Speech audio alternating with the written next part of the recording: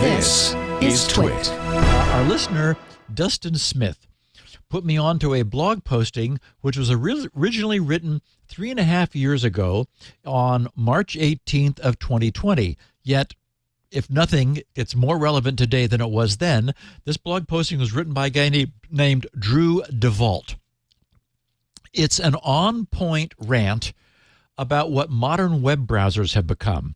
And I think everyone here will find it interesting. Here's what he wrote.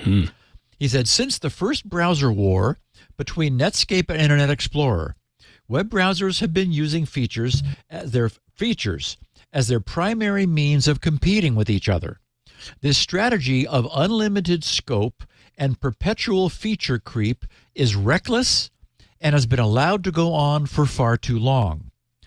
He said, I used wget to download all 1,217 of the W3C specifications. That's, the World Wide Web Consortium, the W3C. So all 1,217 of the World Wide Web Consortium specifications, which have been published at the time of writing. And he said, not counting WebGL, which is maintained by Kronos. He said, web browsers need to implement a substantial subset of this specification in order to provide a modern web experience. He said, I ran a word count on all of these specifications. How complex would you guess the web is? Okay, he said, the total word count of the W3C specification catalog is 114 million words at the time of writing. Wow. If you added the combined word counts of the C11, which is C language 11, C++ 17, UEFI, USB 3.2, and POSIX specifications, all 8,754 published RFCs, and the combined word counts of everything on Wikipedia's list of longest novels, you would still be 12 million words short of the W3C specifications. Now, I mean, okay, so it is that complex. Wow.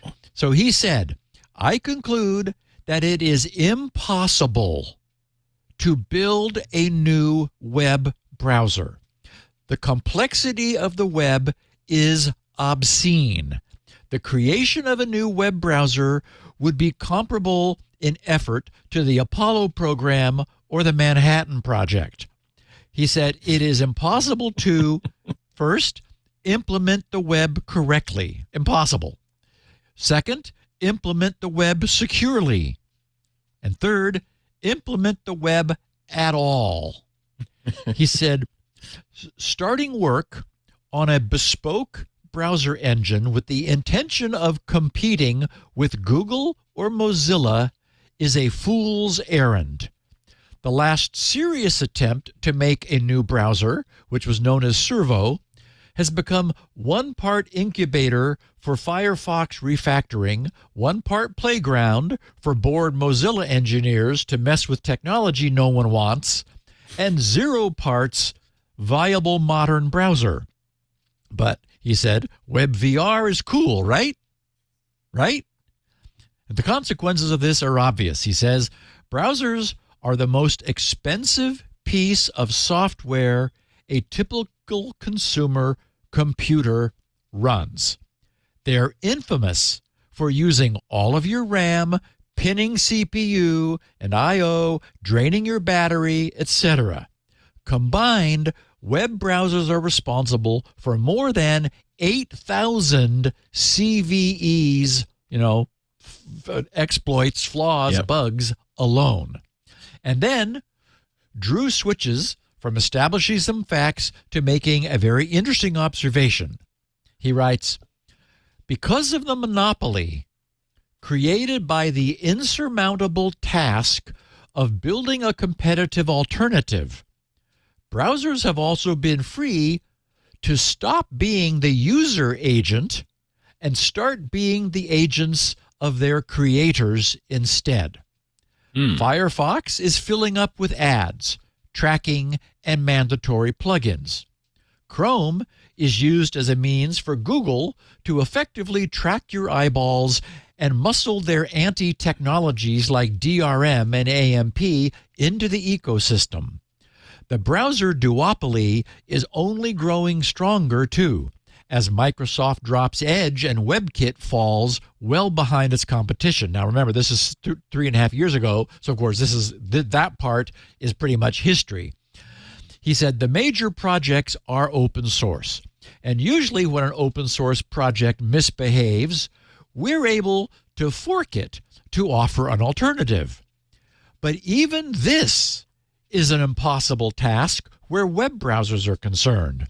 The number of W3C specifications grows at an average rate of 200 new subspecs per year, or about 4 million new words of specification, or about 1 POSIX every 4 to 6 months.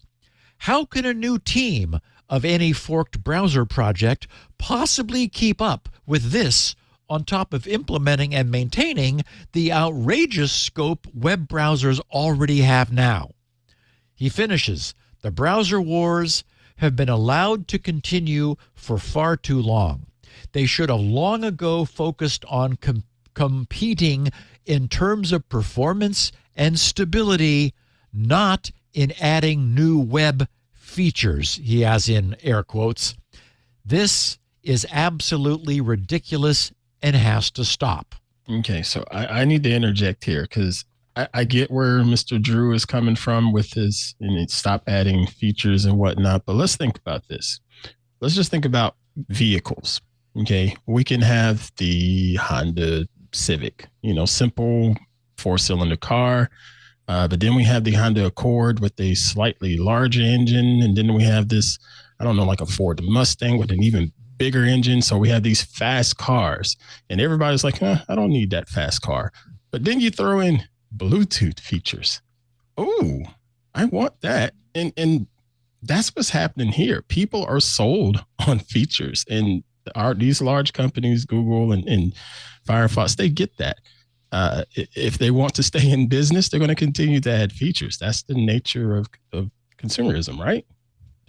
Okay, maybe the right analogy, or trying to find a good comparison, not everybody can launch stuff into space, into orbit. It requires so much infrastructure, so much technology, so much other stuff that there are only a few ways of getting something launched into orbit. So similarly, his point is there's just no way to create a third browser. So there is a duopoly. There is a lock-in at this point. There's no way for there to be competition. And what we see when there's a lack of competition is then the rules change so that the browser creators no longer have to create the best product anymore. Okay. And so that's the point he's making. And with all of these specifications from the W3C, do you think it's a bad idea, considering we know about all of the security issues behind the browser? I don't think it's a good idea. Come from no, in fact, it is the implementation of all these new things, which is where new problems get created. Yeah. I'm always saying, if we would just leave this stuff alone, we'd be able to fix the problems, and then we'd have some security. But there are incentives for not leaving it alone. Everybody wants to force you to upgrade to the newest operating system, the newest browser. Everybody wants the newest features. Arguably, it's cool that you're now able to do web conferencing with just your browser. It used to be that you had to have some extra software in order to do it. Now, you don't need that. So I guess the only thing that I would change about what Drew wrote in his last line, he said they should have long ago focused on competing in terms of performance and stability, not in adding new web features. This is absolutely ridiculous and it has to stop. Okay, I would say I would change it to, this is unfortunate in the extreme, but there doesn't appear to be any way for the industry to change that course. And I think that, he says it has to stop. I would argue, how is it ever going to? Why would it? And I would further add that to their credit, Microsoft perceived very early on just how important the web browser would be to the future. You remember, they attempted to build it into Windows, and they called it Internet Explorer. Mm-hmm. And of course, they got taken to court and sued over antitrust issues because, they built this browser into their operating system because, again, to their credit, they knew this was the future. Yep. And as we know, what the web has become even outgrew Microsoft's ability to browse it. Once upon a time, IE was the most widely used browser. It attained a peak of 95% market share about 20 years ago in 2003. It was still horrible. Yes. This podcast began 2 years later, and we all witnessed IE's decline over this period of time, leading to its inevitable death. After making a massive investment in a brand new post-IE engine, Microsoft, again to their credit, recognized that a modern web browser was too big for even them, and that they'd be better off just hanging bells and whistles off a browser, Chromium, which they got from the Chrome project, that someone else was maintaining and evolving. So, are there any takeaways for us here? No. None that I can think of. Drew's observations, which I think are valuable, pair beautifully with what I've noted to be true of operating systems. Just as no one can create a truly competitive and useful, truly new operating system from scratch any longer because there's just too much there, any operating system that a user is going to sit in front of will need to host a web browser that is all by itself also too massive and complex to create today from scratch. So I also think all of this was absolutely inevitable. And that further suggests that it wasn't a mistake. It's not a consequence of inertia, which we often observe elsewhere. And we're almost certainly going to continue moving down this path from here on. This is where we're headed. Hey there, Scott Wilkinson here. In case you hadn't heard, Home Theater Geeks is back. Each week, I bring you the latest audio-video news, tips and tricks to get the most out of your AV system, product reviews, and more.